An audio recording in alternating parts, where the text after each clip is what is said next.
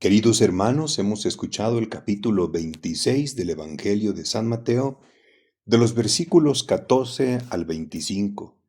Si nosotros visualizamos directamente en la Sagrada Escritura, el texto que hemos escuchado está formado por tres perícopas. La primera iría del versículo 14 al 16, con el título de Traición de Judas.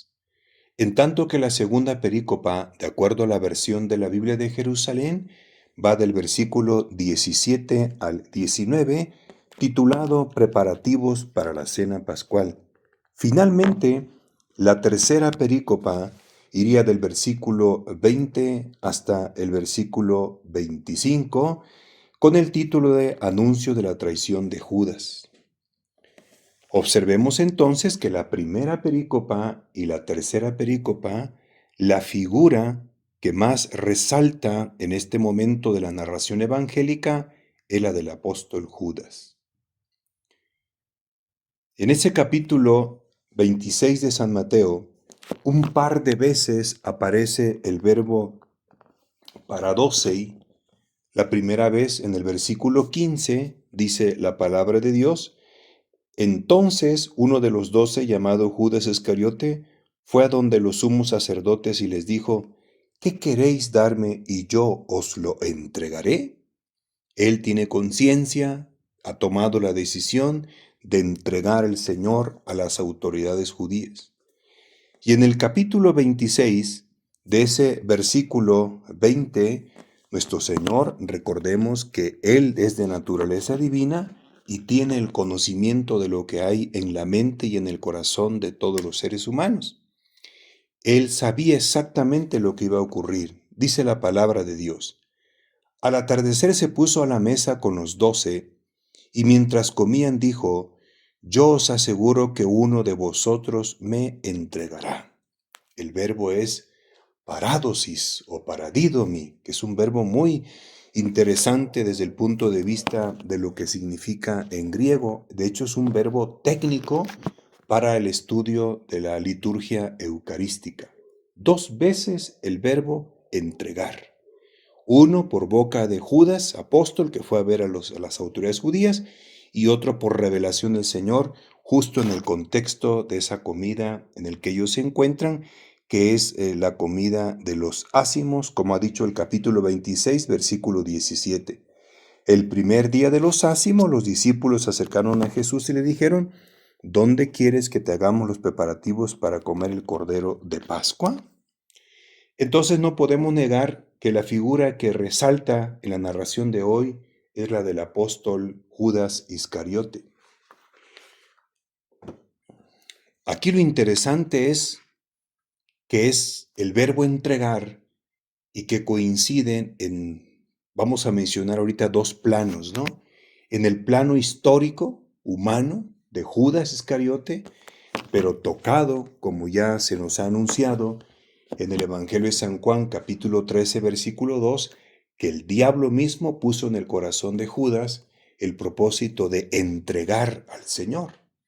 Esa es la parte humana en síntesis o mezclada con la intervención maligna, pero que finalmente es parte del plan mismo de Dios, puesto que así el Espíritu Santo lo reveló en San Juan capítulo 3, versículo 16.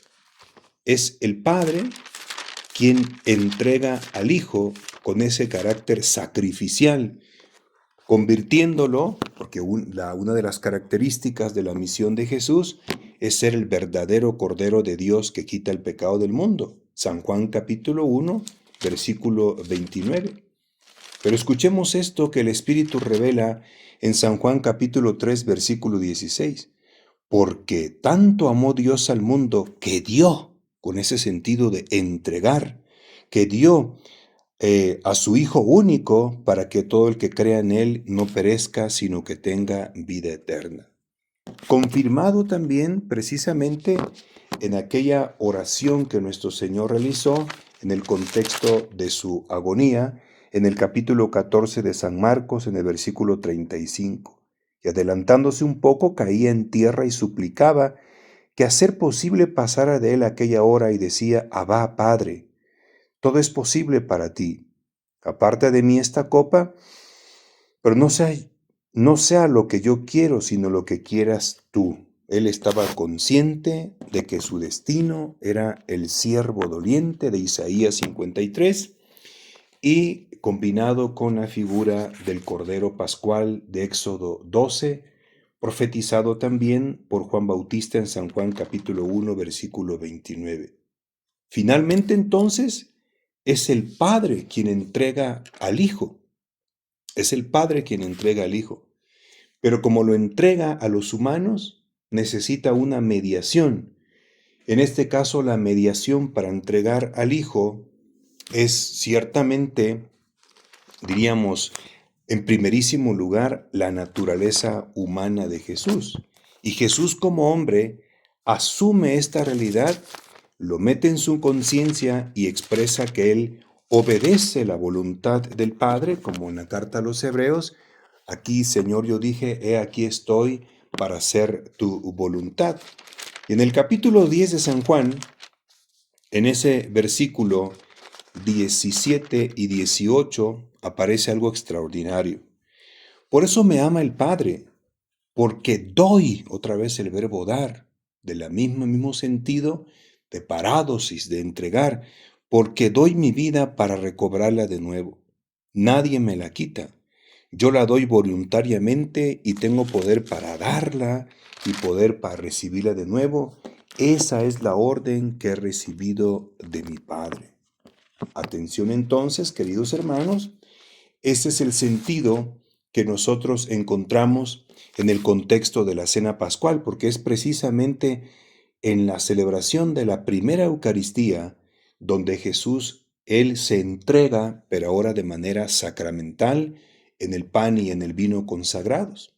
Ahí nadie lo está forzando, está anunciando sacramentalmente el momento cruento de su entrega también, allá en el monte Calvario, donde se da la única Eucaristía cruenta que se vuelve a ser presente y real, anamnesis, es la palabra griega para memorial, que en hebreo es zikaron, aquello que ocurrió de manera cruenta en el Monte Calvario, se vuelve a realizar de manera perfectísima, trascendiendo el espacio, el tiempo, el lugar, alcanzando todo lo infinito de la creación del universo, no solamente para el cielo, para la tierra, perdón, sino también para el mundo invisible, porque se trata del sacrificio de Dios que lo abarca todo, es cuando se hace presente en cada Eucaristía que se celebra en el mundo.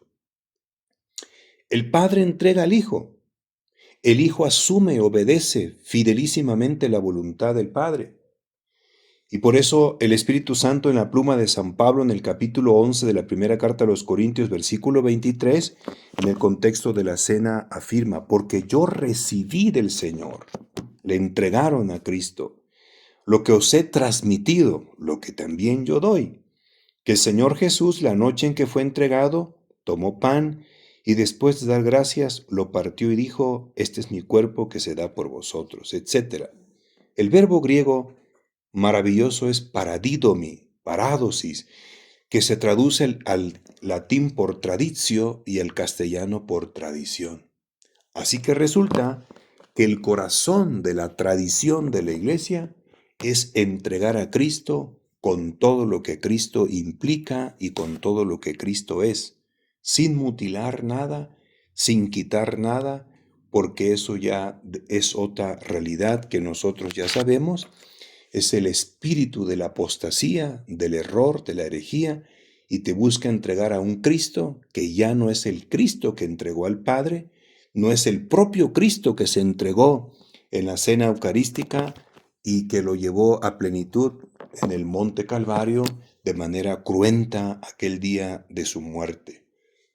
Ahora nos dijo el Espíritu Santo en la lectura de hoy que Judas Iscariote está dispuesto a entregar el Hijo, y así lo descubrió el corazón de Jesús cuando se sentaron allá el primer día de los ácimos. El Señor ha dicho: uno de vosotros me entregará, Mateo capítulo 26, versículo 20.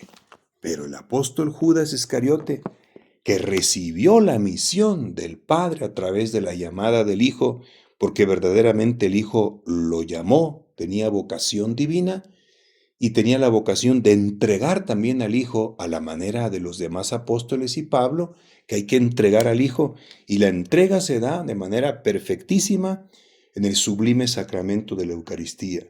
Pero aquí el rabino traicionó la ruta, la manera como debía que hacer entrega de nuestro Señor. Así es que la razón de ser del apostolado de Judas Iscariote y de los 12 es entregar a Cristo. Esta es la razón de ser, pero lo hace no desde la manera como el rabino le enseñó, como lo quiere realmente Jesucristo. Por eso, fidelidad a la entrega, a la parádosis, a la tradición. La iglesia en esencia es tradicional, vive de la tradición, vive de la parádosis. Sino ahora Él quiere entregar a Cristo de la manera como Él lo comprendió, como está en su mente y en su corazón, obviamente tergiversado ahora, como ya lo sabemos, por la presencia del espíritu maligno de aquel que es el padre de la mentira y de la muerte. Juan 8:44. Porque en verdad hay que tener bien claro que quien ahora comienza a operar en la mente y en el corazón del apóstol es el mismísimo Satanás. Así lo dice la Escritura y hay que creerlo. No solo fue un acto humano, fue un acto también maligno. Juan capítulo 13, versículo 27, y entonces tras el bocado entró en él Satanás. Sublime la manera como termina esa perícopa juánica en el versículo 30 del capítulo 3, porque dice la palabra de Dios: en cuanto tomó Judas el bocado, salió, era de noche. No perdamos de vista la cronología, porque es muy importante en la tradición juánica. Era de noche. Entonces en la mente de Jesús, de Judas Iscariote, hubo un procesamiento del modo como Jesús quiere que se lo entreguen, y él hace su propia interpretación hermenéutica. Así el discípulo apóstol se convirtió en ese momento en el prototipo o modelo del hombre de Dios que termina entregando a Cristo, pero un Cristo reinterpretado. O sea, una interpretación mesiánica, satánica, porque lo traiciona, tergiversa a Cristo, traicionando a su maestro. Indudablemente, esta frase que aparece en el texto de la narración del día de hoy es impresionante.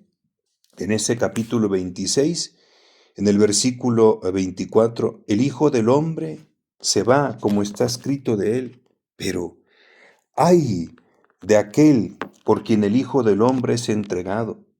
Más le valdría a ese hombre no haber nacido. Entonces preguntó Judas, el que iba a entregarle: ¿soy yo acaso, Rabí? Le dice: sí, tú lo has dicho.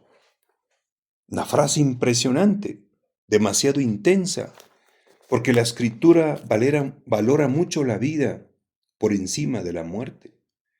Pero las palabras del rabino parecen que están diciendo lo contrario.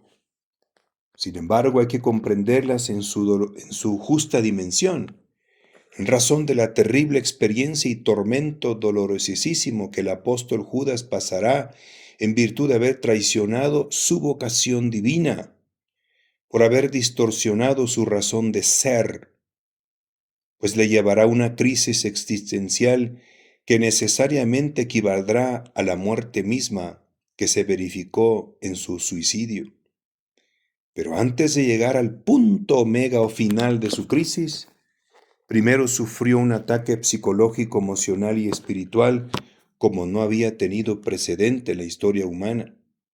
Por eso estamos ante un ser humano que finalmente terminó de una manera horripilante, porque el apóstol Judas Iscariote no solo es, como hemos mencionado, el prototipo del hombre de confianza de Jesús que termina traicionándolo, sino que se presenta también como el modelo del hombre que contradice absolutamente al mismo Cristo.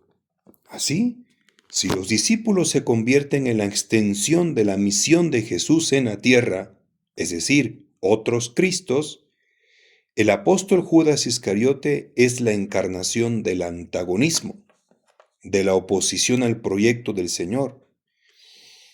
Y lo más relevante de este punto es que viene de alguien que es parte del equipo íntimo de Jesucristo.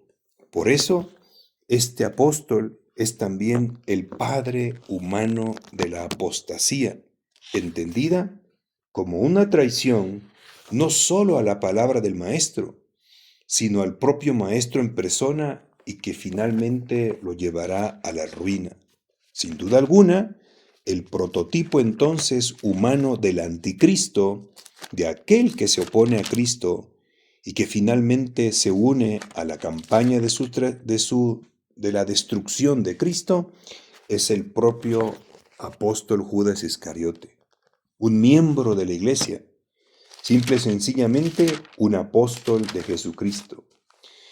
Primera carta de San Juan, capítulo 2, versículo 18 y siguientes. Hijos míos, en la última hora, habéis oído que iba a venir un anticristo, pues bien muchos anticristos han aparecido, por lo cual nos damos cuenta que es ya la última hora. Salieron de entre nosotros, pero no eran de los nuestros. Si hubiesen sido de los nuestros, habrían permanecido con nosotros. Pero sucedió así para poner de manifiesto que no todos son de los nuestros. Entonces, aquí la figura de Judas es muy importante que lo tengamos claro. ¿Qué experiencia tuvo que pasar a este hombre antes de morir y que lo llevaron a un tormento inimaginable? La culpa fue quien más lo atrapó de tal manera que lo condujo finalmente hasta la muerte, convirtiéndose este apóstol en la expresión más radical de la elección de la muerte en vez de la vida. Pues el suicidio se le presentó no solo como el camino para terminar con su existencia, sino el más radical castigo para un hombre que tomó conciencia que había cometido el más grande crimen que alguno puede realizar en la historia: traicionar al Hijo de Dios, lo que algunos llaman un deicidio. Nos cuenta el evangelista en el capítulo 27 de San Mateo, versículos del 3 al 5. Entonces Judas, el que le entregó, viendo que había sido condenado, fue acosado por el remordimiento y devolvió las 30 monedas de plata a los sumos sacerdotes y a los ancianos, diciendo: pequé, entregando sangre inocente. Ellos dijeron: ¿a nosotros qué? Tú verás. Él tiró las monedas en el santuario, después se retiró y fue y se ahorcó. Por cierto, el precio que pone los sacerdotes para la cabeza de nuestro Señor corresponde no a 30 denarios, sino 30 siclos de plata, que es el correspondiente del precio por la vida de un esclavo, como lo manda la ley en el capítulo 21 del libro del Éxodo, versículo 32. Recordemos para este episodio el precio que fijaron los hermanos de José cuando lo venden a los mercaderes egipcios. Ahí hay mucha analogía que habría que meditar. La traición a Cristo fue subiendo de nivel hasta que llegó al punto más crucial. No creyó en el poder del perdón. No confió en Jesús. Todas las enseñanzas de su maestro quedaron en segundo plano. Simple y sencillamente no los llevó a la práctica. Pues si en realidad hubiera aceptado esa enseñanza, al menos al tema del perdón de los pecados, y más viniendo no de un hombre cualquiera, sino del mismo Señor Jesucristo, indudablemente habría recibido el perdón, pero lamentablemente perdió completamente de vista a nuestro Señor. Y todo su ser estaba enfocado en sí mismo de manera mezquina y egoísta. una vez más, la soberbia hizo su aparición en el corazón de un hombre dolido que optó finalmente por el camino pavoroso de la mentira y de la muerte. Se ligó entonces al espíritu de Satanás. El tiempo de San Juan era de noche. La palabra de Jesús expresan de acuerdo a su mirada profunda la terrible experiencia que pasará a su apóstol elegido, porque no debemos olvidar que se trató de alguien que estaba en el grupo apostólico, en la institución de los Dodeca, el grupo privilegiado de los primeros 12 apóstoles. San Lucas Evangelista nos describe puntualmente la característica de cada uno de ellos a la hora de la elección. Hechos capítulo 1, versículo 21 al 22. Conviene, pues, que de entre los hombres que anduvieron con nosotros todo el tiempo que el Señor Jesús convivió con nosotros, al partir del bautismo de Juan hasta el día en que nos fue llevado, uno de ellos se ha constituido testigo con nosotros de su resurrección. En verdad que el apóstol Judas Iscariote era un amigo íntimo del Señor, como lo dice en el capítulo 15, versículo 15 San Juan. No fueron ustedes los que me eligieron, fui yo que los elegí. No son para mí siervos, sino amigos. Amigos. Es bien sabido que lo que tradicionalmente se conoce como la última cena, con un trasfondo de la celebración de la Pascua judía, siendo el contexto litúrgico en el que el maestro instituyó la Eucaristía, era costumbre que cada año se tenía la intención de hacer el ofrecimiento de dicha cena en honor de alguien de la familia. Y según la tradición evangélica, ese año de la partida del Señor, el ofrecimiento recayó en el apóstol Judas Iscariote, un verdadero gesto genuino que simbolizaba ese ofrecimiento que era compartiendo el bocado que el jefe de la familia le entregaba a aquel que había sido elegido. Capítulo 26 de San Mateo, versículo 26. Él respondió: el que ha mojado conmigo la mano en el plato, ese me entregará. Hay que observar aquí que hay dos lecturas en este texto, una lectura carnal y una lectura espiritual, como sucedió precisamente en aquella escena que nos narró San Juan, donde aquella mujer había derramado perfume en la cabeza de nuestro Señor. En los pies, dice San Juan. Capítulo 12 de San Juan, en ese versículo 5, desde el 4, dice Judas Iscariote, uno de los discípulos, el que lo había de entregar: ¿por qué no se ha vendido este perfume por 300 denarios y se ha dado a los pobres? Pero no decía esto porque le preocuparan los pobres, sino porque era ladrón, y como tenía la bolsa, se llevaba lo que echaban en ella. O sea, aquí hay que aprender a ser crítico, se llama en la espiritualidad discernimiento. La frase de Judas que tú miras y escuchas es maravillosa, compartir con los pobres. Pero esa es la frase que tú escuchas y confías, pero debes de descubrir una intención profunda. Y la narración bíblica muestra quién es Judas, es un ladrón. Por lo tanto, ese recurso no es para los pobres. O una parte se da a los pobres, pero otra parte se lo queda aquel que es un ladrón. Aprendamos a ser críticos. No nos vayamos con lo primerito que escuchan nuestros oídos. Aquí también en la narración, cuando Jesús moja el pan, se hace el gesto de ofrendar esa cena a la persona que en ese año es elegida como especial. Esa es la parte, diríamos, que sale realmente del corazón de Jesús. Expresarle su amor, y Jesús es sincero. Pero el Espíritu Santo nos revela que cuando Judas se conecta con eso, desde su propia realidad, no se interpreta ya como un gesto de amor de parte de Jesús y de elección especial en aquel año, sino es la señal de su traición. Qué interesante para mí ese detalle. ¿Qué sufrimiento habrá pasado el alma de este hombre que traicionó al mejor de todos los hombres, humanamente hablando, que por fe es el Hijo de Dios vivo? Las palabras de Jesús de Nazaret, que parecieran que tienen un tono de sentencia, fueron muy intensas. Y el sabor de ruina y castigo se deja asomar no solo por la expresión que en sí misma hemos dicho que es demasiado fuerte. Capítulo 26, versículo 24. Pero ay de aquel por quien el Hijo del Hombre es entregado, más le valdría a ese hombre no haber nacido.